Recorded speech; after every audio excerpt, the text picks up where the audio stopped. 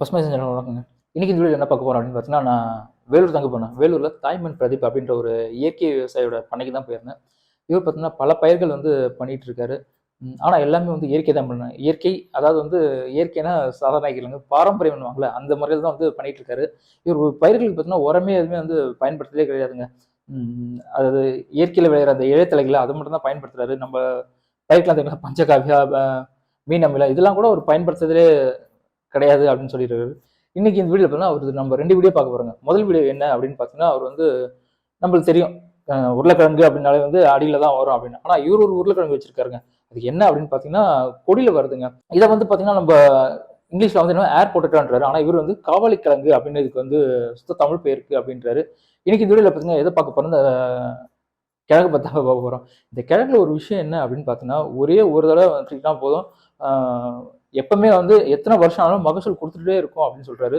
ஒரு 4 கிழங்கு நட்டு வச்சா போதும், ஒரு வருஷத்துக்கு தேவையான கிழங்கு நம்மளுக்கு கிடைச்சிடும். ஏன்னா அந்த அளவுக்கு மகசூல் தரும். ஒரே கொடியில கூட ஒரு 20 கிலோ கூட கிடைக்கும் அப்படின்னு சொல்றாரு. இன்னைக்கு நம்ம அந்த கிழங்கு பத்தி தான் பார்க்க போறோம். அது மட்டும் இல்லாம அவரோட இன்னொரு வீடியோ பார்க்க போறது என்ன அப்படின்னா, ஒரு தக்காளி சாகுபடி பண்ணிட்டு இருக்காருங்க. நான் சொல்லியிருந்தேன் ஏற்கனவே இவர் வந்து தக்காளி விதைகளை, வெண்டை, பாரம்பரிய ரகங்களை வந்து அழிஞ்ச ரகங்களை மீட்டு அதுல வந்து விதைகள் எடுத்து கொடுத்துட்டு இருக்காரு அப்படின்னு. ஆனா விதைகள் எடுக்கிறதுக்கு ஒரு நேரம் இருக்காங்க. அது என்ன அப்படின்னா, இந்த வெயில் சீசன் வந்து கரெக்டான சீசனு. ஏன்னா அப்ப எடுத்துக்கிற விதைகள் வந்து தரமா வரும் அப்படின்னு சொல்றாரு. இன்னைக்கு இந்த வீடியோ பார்த்தீங்கன்னா, தக்காளி விதைகளை வந்து வச்சு ஒரு 100 விதமான தக்காளி வச்சிருக்காருங்க. அந்த தக்காளின்னு பார்த்தீங்கன்னா, அவர் வந்து மகசூல் வந்து கம்மியா கொடுக்கறது அந்த மாதிரி தக்காளி ரகத்தை விட்டுட்டாருங்க. எந்த தக்காளி வந்து மகசூல் நல்ல டேஸ்டா இருக்கும், அது மாதிரி எந்த தக்காளி ரகம் வந்து நல்ல மகசூல் தரும், அதாவது கமர்ஷியலா பண்றாங்க, அது வியாபாரமா பண்றாங்க, எந்த அளவுக்கு அந்த ரகம் மட்டும் தேடி பிடிச்சி வச்சிருக்காரு. ஒரு 100 விதமான தக்காளி வச்சிருக்காரு. அதை பத்தியும் இந்த விதைகள் வந்து எப்படி எடுக்கிறாரு அப்படின்றத பத்தி நிறைய விஷயங்களை இன்னைக்கு நம்ம தாய்மன் பதிவு சொல்றாரு. வாங்க வீடியோக்குள்ள போய் பார்க்கலாம். கையில என்ன அடிக்கிறது கிழங்கு வச்சிருக்கிறேன்னு நினைக்கிறீங்களா? இல்லைங்க, இது உருளைக்கிழங்கு. இந்த உருளைக்கிழங்கு கொடியில காய்க்கிறதுன்னு சொன்னா நம்ப முடியுமா? நீங்க பூமிக்கு அடியில் இருக்க உருளைக்கிழங்கே சாப்பிட்டு சாப்பிட்டு பழகின உங்களுக்கு இந்த கொடி உருளை புதுசாக தான் இருக்கும். காரணம், இது இந்த இடத்துல இருந்து அழிஞ்சு கொஞ்சம் கொஞ்சமா அழிவு விளிம்பில் போயிருச்சுன்னு சொல்லலாம். காரணம், மக்களோட புழக்கத்துல வந்து இது பெருசா இல்லை. என்னன்னு பார்த்தோம்னா, நம்மளுடைய உருளைக்கிழங்கு, பீட்ரூட்டு, கேரட்டு இந்த மாதிரியான கிழங்கையே சாப்பிட்டு சாப்பிட்டு பழகின நமக்கு வெள்ளைக்காரன் எதெல்லாம் நமக்கு சாப்பிட்டு சொல்லி கொடுத்தானோ அதையே நம்ம பின்பற்றி இருக்கணுமே தவிர நம்மளுடைய உணவு பழக்கத்தை நம்ம முழுசா மறந்துட்டோம். அப்படி மறந்த கிழங்குல ஒண்ணுதான் இந்த கிழங்கு. இது ஏர் பொட்டேட்டோன்னு நம்ம எல்லா இடத்துலயும் பரவலா பேசிட்டு இருப்பாங்க. ஆனா நம்மளுடைய இதனுடைய ஒரிஜினல் பேர் என்னன்னா காவல்லி கிழங்கு, சுத்தமான தமிழ் பெயர். அப்ப இந்த காவல்லி கிழங்கு நீங்க ஒரு முறை நீங்க சித்திரையில விதைச்சிட்டீங்கன்னா, சித்திரையில தான் நம்ம இதை நடவு செய்யறோம், சித்திரை வைகாசியில. நீங்க ஒரு முறை விதைச்சிட்டீங்கன்னா இதுல இருந்து கொடி ஏறி அந்த கொடியில உங்களுக்கு வைகாசியிலிருந்து தை வரைக்கும் வளர்ந்து தை மாசம் உங்களுக்கு கிழங்கா சீரியல் பல்ப் மாதிரி கொடி ஃபுல்லா கிழங்கா இருக்கும். அப்ப அந்த அளவுக்கு நல்ல விளைச்சல் கொடுக்கக்கூடிய இந்த கிழங்க நம்ம மறந்தது நம்மளுடைய தப்பு. இன்னொன்னு, வாயு இல்லாத கிழங்கு இது. நம்ம உருளைக்கிழங்க சர்க்கரை நோயாளிகள் சாப்பிட மாட்டாங்க, முட்டி வலி இருக்கிறவங்க சாப்பிட மாட்டாங்க. ஆனா இந்த கிழங்குகள் அப்படிப்பட்டது கிடையாது. நம்ம ஜீரண உறுப்பையும் அது இல்லாம நம்மளுடைய சிறுநீரக கோளாறுகளையும் நல்ல நிவர்த்தி பண்ணக்கூடியதுதான் இந்த காவலி கிழங்கு. இந்த கிழங்கு ஒரு ஒரு கொடிக்கு சுமார் 20 கிலோ வரைக்கும் கூட அதிகமாக காய்க்கக்கூடியது. இந்த கிழங்கை ஒரு முறை நீங்கள் நடவு செஞ்சிடுறீங்க. நடவு செஞ்ச கிழங்குலேருந்து கொடி ஏறுது, காய்க்குதுன்னா இந்த அடியில் இருக்கிற கிழங்கை தோண்ட வேண்டிய அவசியமே இல்லை. இந்த கொடி காஞ்சிட்டாலும் கூட அடுத்த வருஷம் மறுபடியும் மழை பெஞ்ச உடனே அதுக்கான சீசன் வந்த உடனே மறுபடியும் இது கொடி ஓட ஆரம்பிச்சிடும்.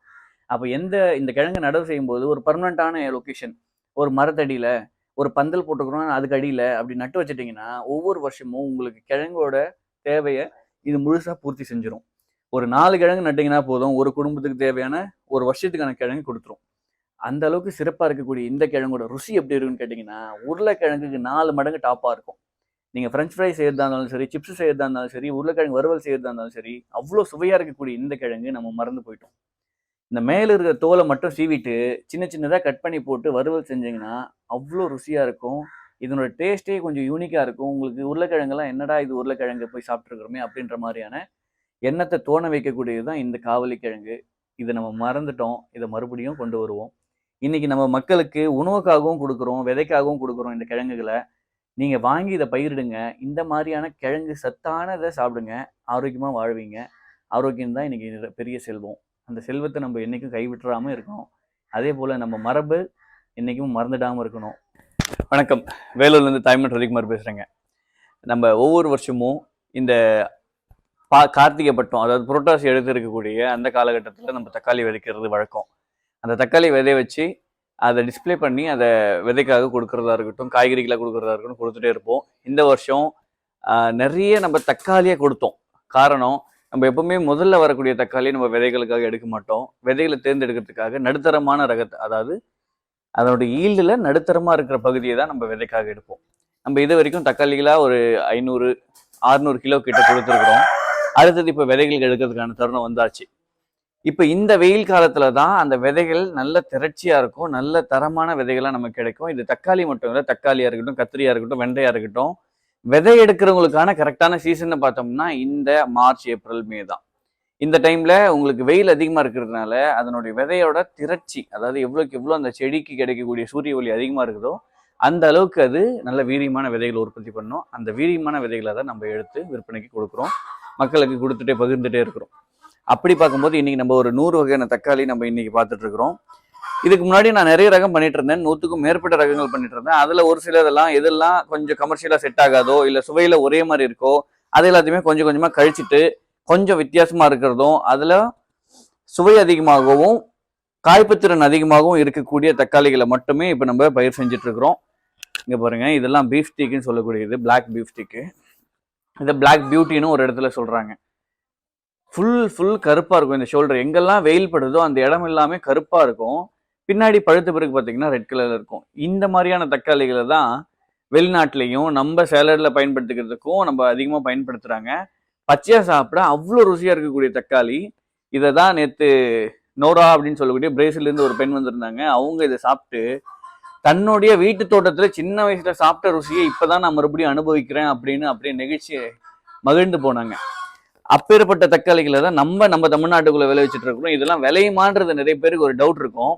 இவ்வளோ சைஸ் வருமா, இவ்வளோ விளையுமான்ட்டுலாம். ஆனா எல்லாமே சாத்தியம் தாங்க. சரியான பட்டத்துல சரியான ஒரு விதை விழுந்தா அது விளைச்சல்ல எந்த விதத்திலையுமே குறைச்சலா இருக்காதுன்றதுதான் உண்மை. அந்த விதைய சரியான பட்டத்துல போடுறதுக்கு மட்டும் நம்ம கத்துக்கணும். அதை தான் நம்ம பழக்கத்துல தெரிஞ்சுக்க முடியும். இதே பட்டம், இதே வேலூர்ல நடக்கக்கூடிய இதே பட்டத்துல நீங்க மற்ற இடத்துல பாண்டிச்சேரியிலயோ மற்ற திருநெல்வேலியிலயோ போடுறீங்கன்னா கொஞ்சம் சந்தேகம் தான். ஒரு 10-15 நாள் முன்ன பின்ன அப்படின்றது இருக்கும் கண்டிப்பா. அப்ப அந்த ஒரு மாசம் முன்ன பின்ன இருக்கக்கூடிய இடைவெளியை நீங்க உங்க இடத்துல விவசாயம் பண்ணும்போது மட்டும்தான் அதை புரிஞ்சிக்க முடியும். அப்பதான் அந்த காலநிலையை கரெக்டா நீங்க அறிஞ்சிக்க முடியும். ஏன்னா அக்ரிகல்ச்சர் இஸ் லொகேஷன் ஸ்பெசிஃபிக். ஒவ்வொரு சின்ன பகுதிக்கும் சின்ன இடத்துக்கும் மண்ணுக்கு ஏற்ற மாதிரியான விவசாயத்தை மாத்திக்குங்க. அது இயற்கை விவசாயத்துல லாபத்தை தரும். நன்றி.